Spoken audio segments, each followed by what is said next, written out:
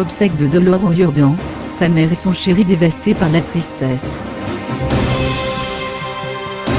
La chanteuse des Cranberries a été inhumée dans sa petite ville natale.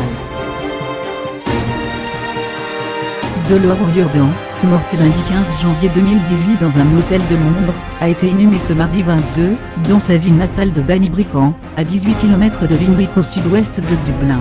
La chanteuse des Cranberries, 46 ans, était entourée de tous ceux qui l'aimaient, sa mère, ses 3 enfants, leur père, ses frères et sa sœur, ses neveux et nièces qui comptaient tant pour elle, mais aussi son dernier compagnon, les membres de son groupe et Ellie Elson, épouse de Bono. Alors que les autorités enquêtent toujours sur les circonstances exactes de la mort de l'artiste, une cérémonie religieuse était organisée en l'église Saint-Élbe en fin de matinée dans la ville de Ballybrican. Des centaines de personnes se sont entassées dans la petite église. Dolores O'Riordan était très croyante. Son Ave Maria, chanté en duo avec Luciano Pavarotti, a été joué durant la cérémonie religieuse. La dépouille de la chanteuse était très entourée. Sa mère Eleanor était bien évidemment présente, mais aussi l'ex-époux de Dolores, Don Burton, et leurs 3 enfants, Taylor, 20 ans, Molly, bientôt 17 ans, et Dakota, 12 ans. Angela, sa sœur, ainsi que ses frères, Terence, Brandon, Donald, Joseph et Peggy étaient réunis, comme les membres des Cranberries, les frères Noel O'Riordan et Mike Hogan, ainsi que le batteur Ferdiad Langley avec qui Dolores a créé en 1989 ce groupe emblématique des années 1990.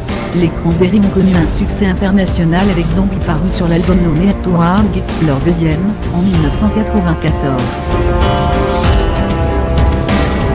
Dolores O'Riordan était divorcée depuis 2014, après 20 de mariage. Elle avait retrouvé l'amour auprès du musicien Lee Koretsky, très affecté par sa disparition. Ce dernier a aussi assisté aux obsèques, dissimulant son immense chagrin sous une veste à large capuche. À la sortie de l'église, on a pu voir Eleanor O'Riordan, très digne, faire un câlin à l'une de ses petites filles. Le triste chant des cornemuses a accompagné la sortie de l'église. Un peu plus tard, c'est dans la plus stricte intimité que la famille et les proches de Dolores O'Riordan se sont retrouvés pour l'inhumation au cimetière de Ballybrican. La chanteuse repose auprès de son père Terence, mort en 2011.